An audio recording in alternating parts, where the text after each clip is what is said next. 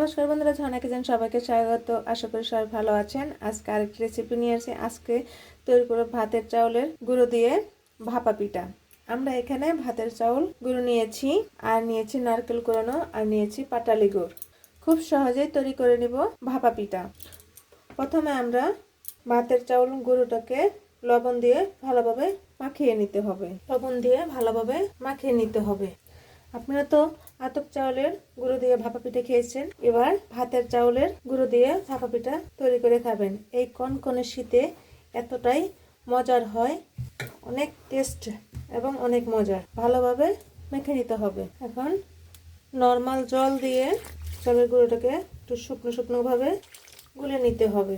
আপনারা চাইলে এখানে চালন দিয়ে ছেঁকে নিতে পারেন, আর ভাতের চাউলের গুঁড়ি না ছাকলেও সমস্যা নেই, এমনি এমনি বড় দানা হয়ে যায়।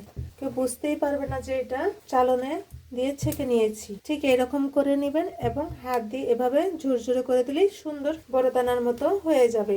পুরো দেখতে মনে হবে যে আমরা চালন দিয়ে ছেঁকে নিয়েছি। দেখুন বন্ধুরা, আমরা কিন্তু চালন দিয়ে ছেঁকে নিয়ে কি সুন্দর দেখাচ্ছে। হাত দিয়ে এভাবে তলাগুলো ভেঙে দিলেই সুন্দর ঝরঝরে হয়ে যাবে এবং কি সুন্দর দেখাচ্ছে। আমরা একটি ছোট সাইজের বাটি নিয়েছি। আপনার হাতের কাছে যে রকম সাইজের ভাপা পিঠা তৈরি করবে ঠিক ওইটুকু সাইজের আপনারা বাটি নিয়ে নেবেন। আমরা এখানে কোনো তেল ব্রাশ করব না, এমনিতেই অর্ধেক পরিমাণের মতো এভাবে দিয়ে দেবো। এখন নারকেল কুড়ানো দিয়ে দিব, আর পাটালির গুড় এর মাঝে দিয়ে দিব। এখন আবার উপর দিয়ে বেশি চাপা দেওয়া যাবে না, আলতোভাবে এভাবে হাত দিয়ে এভাবে সমান করে কেটে নেব। দেখুন, আমরা এদিকে একটি পাতিল বসিয়ে দিয়েছি। পাতিলের মাঝে জল দিয়ে এরকম একটি ঢাকনা সহ ভাপা পিঠার সাজে এভাবে বসিয়ে চারপাশে যদি বাতাস বের হয় তাহলে আমরা আটা দিয়ে এভাবে এঁটে দিয়েছি, তাহলে বাতাসটা বের হবে না। আমাদের জলের বলক চলে আসছে। এখন আমরা ভাপা পিঠাটা দিয়ে দিব এর মাঝে। আমরা এরকম একটি নেট ব্যাগ নিয়েছি। আপনারা চাইলে সুতি কাপড়ও নিয়ে নিতে পারেন, কিন্তু নেট ব্যাগে দিলে তাড়াতাড়ি পিঠাটা হয়ে যাবে এবং অনেক সুন্দর হয়। এবং এভাবে ঢেকে দিয়ে দিব। এখন ছাঁচের উপরে বসিয়ে দিব। এভাবে আমরা বসিয়ে দেব, আর বাটিটা এভাবে উপর থেকে আলতোভাবে উঠিয়ে দিব। এখন আমরা নেট ব্যাগটা দিয়ে এভাবে ভালোভাবে ঢেকে দিব। এখন ঢাকনার সাহায্যে আমাকে ঢেকে দিব। 5 থেকে 6 মিনিটের মধ্যে পিঠাটা আমাদের হয়ে যাবে। আপনাদের সুবিধার্থে আমি আরেকটি বাটি সাজিয়ে দিচ্ছি কিভাবে। অর্ধেক পরিমাণের মতো এভাবে চালের গুঁড়ো দিয়ে দিতে হবে। এখন নারকেল কুড়ানো দিয়ে চারপাশটা ভালোভাবে ছড়িয়ে দিতে হবে, যাতে পিঠাটা খাওয়ার সময় দাঁতের নিচে পড়লে নারকেলটা খুব স্বাদ লাগে।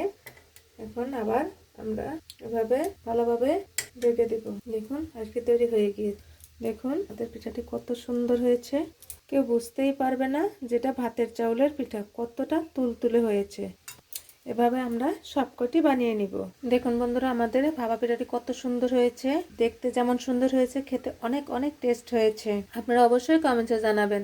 এখনো যারা সাবস্ক্রাইব করেননি, প্লিজ বন্ধুরা একটি সাবস্ক্রাইব এবং লাইক করে দিবেন। আপনারা পাশে থাকবেন, নতুন নতুন রেসিপি নিয়ে আপনাদের সামনে হাজির হব। এখন একটি ভেঙে দেখাচ্ছি কতটা নরম তুলতুলে হয়েছে। দেখুন, একদম তুলতুলে, মুখে দিলেই মিলিয়ে যায়। ভিডিওটা দেখার জন্য ধন্যবাদ। Thank you.